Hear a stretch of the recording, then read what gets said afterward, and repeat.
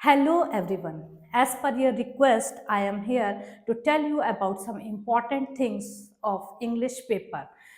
I am ICSE English educator and now I am going to tell you about English language paper. In ICSE board, as you know, in ICSE board, English language is paper first. So in this paper, there are total 5 questions. So question number 1 is composition that contains 20 marks. And in this question, there are 5 subtypes A, B, C, D, E. This E always picture study. Picture study. Okay, if you don't know anything about A, B, C, D, means B, C, D, there are some questions related to there will be any topic you have to write about against the topic or favor of the topic, or there can be question of related to means any story ki there are some words start with a story with these words, so, something like that. But question E is always picture study. Okay, there will be a picture, you have to write about that picture. So in this picture study, just look at the picture carefully and think about that and write about that story. Means create a story in your mind. That story can be related to any movie, that story can be related to any drama. So just look at the story, look at the picture, create a story in your mind and write about that. So according to my viewpoint, this in this question number 1 composition, always you should select, if you don't know about anything about A, B, C, D, then in that condition you should select picture study. You should go with this question and right about the story. Means अगर आपको कुछ भी नहीं आता है तो आप picture को देखेंगे, कुछ तो आपके माइंड में आ जाएगा। So just create a story in your mind and write about that. तो it contains 20 marks and you have to write this composition 300 to 350 words. Okay, now I am moving to question number 2. Question number 2, letters. ठीक है, there are 2 letters and you have to select only one. In question number 1 also you have to select only one, and question number 2 also you have to select any one. ठीक है, it can be formal letter, informal letter. Okay, formal letter, one is formal letter and one is informal letter. ठीक है, it contains 10 marks and you have to select one. Okay, so means formal letter में अगर I hope you all know about format of the formal and informal letter. So formal letter में क्या होता है, you will write first, you will write address, means sender address, then you will write date, then you will write post, then you will write the address of the receiver, then you will write salutation, means dear sir, dear ma'am, something like that, and then you will write subject and then you will write the matter. तो means अगर आप question number 2 में बात करें, हम आपके means जो copy होती है आपकी एग्जामिनेशन कॉपी, तो उसमें आप 2 पेजेस तो आप लेकर ही चलिए मिनिमम।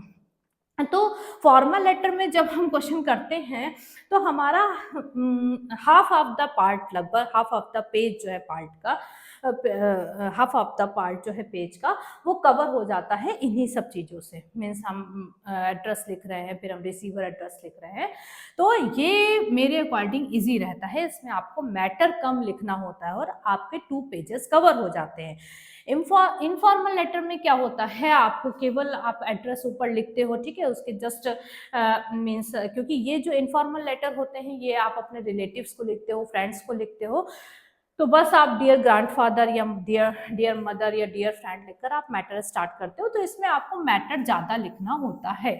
तो ये मीन्स मेरा पॉइंट ऑफ व्यू है कि आपको फॉर्मल लेटर सेलेक्ट करना चाहिए, बाकी आपको जो आता है आप वो कर सकते हैं। Okay, so this is question number 2 for letters. It contains 10 marks as I already told you. Now moving to question number 3. Question number 3, there will be 2 subparts. email and notice. ठीक है, there is no any choice, you have to write both. It contains 5 marks, total 10 marks. Okay, तो इसमें कोई भी choices नहीं है, आपको दोनों ही क्वेश्चन करने होते हैं. क्वेश्चन नंबर 3 में there is no choice. Now moving to question number 4.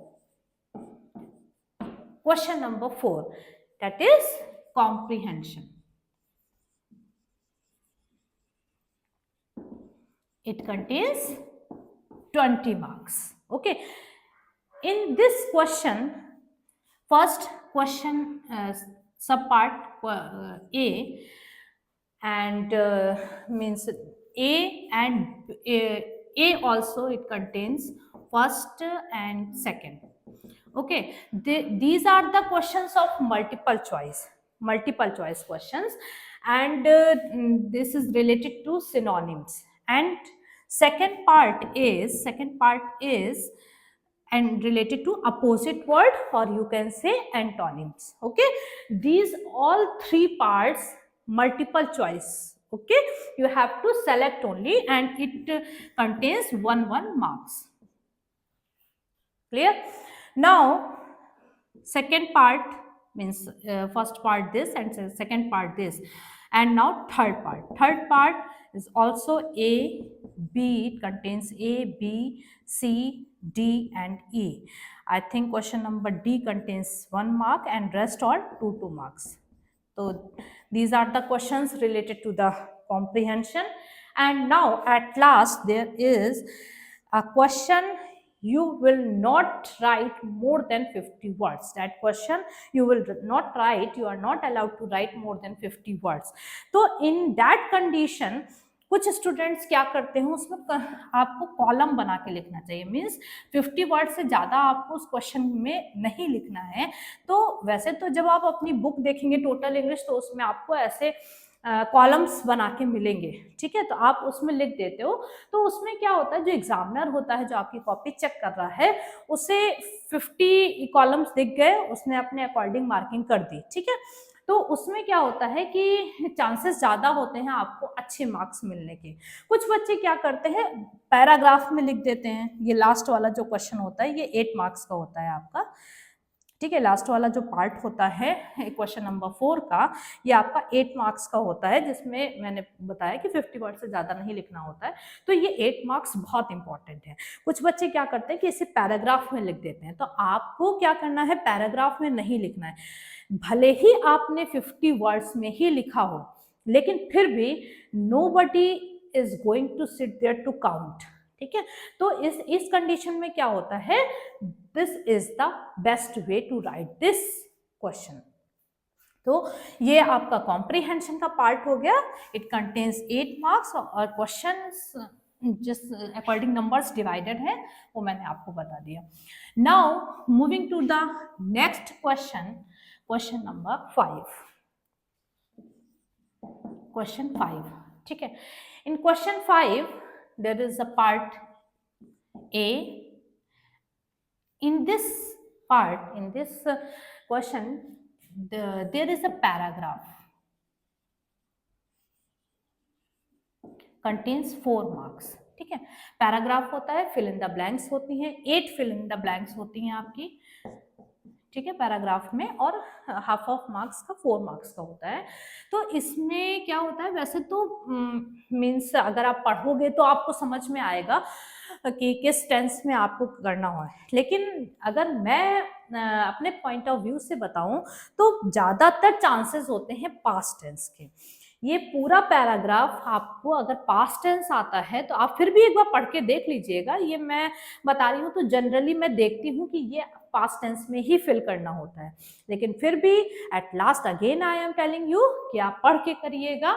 ठीक है, कोशिश यही करिएगा कि प्रॉपर आप उस पैराग्राफ को पढ़ें, देन यू राइट. ओके, तो 8 फिल इन द ब्लैंक्स होती हैं, मोस्टली पास्ट टेंस में आता है, लेकिन ये भी नहीं हम कह सकते कि it always in past tense.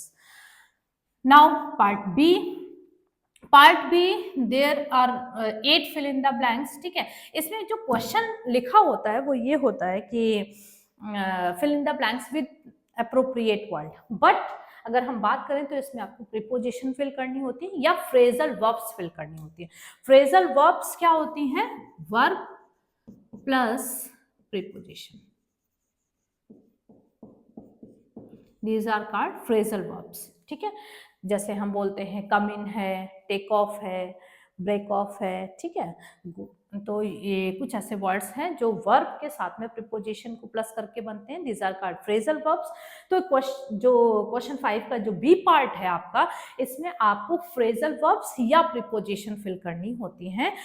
ये थोड़ा सा टफ होता है क्योंकि इसमें टीचर को भी नहीं पता होता है कि मीन्स ये पार्ट कहाँ से आ जाएगा, तो ये थोड़ा सा आपके लिए टफ होगा, बहुत सोच समझ के करिएगा। It contains 4 marks. Okay, now part C. Part C is पहले, अच्छा ये पार्ट सी और डी जो ये पार्ट है, ये ऐसे आता था कि इसमें सेंटेंसेस बनाने के लिए आते थे। मीन्स पार्ट सी में हम बात करें तो right the sentences without using but, so, and. Okay, and, but and so.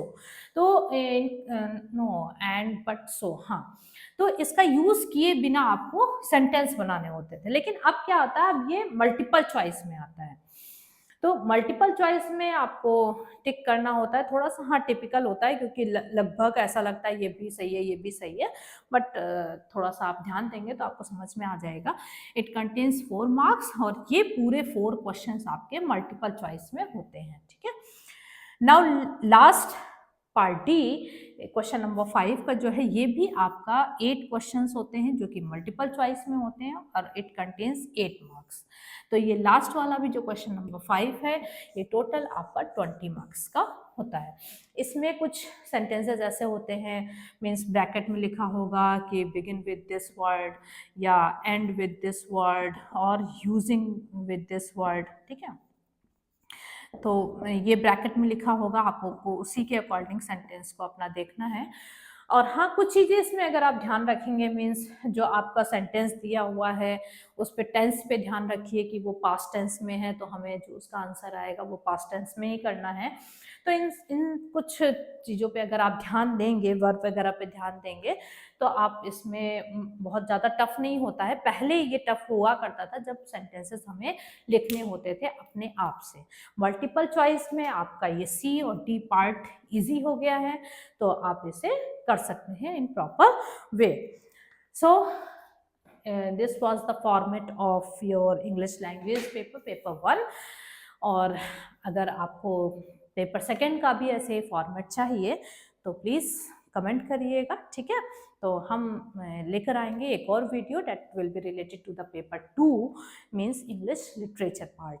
Now best of luck everyone for your exam, अभी से ही बोल दे रही हूँ। And do thank you and do best and get best. Thank you.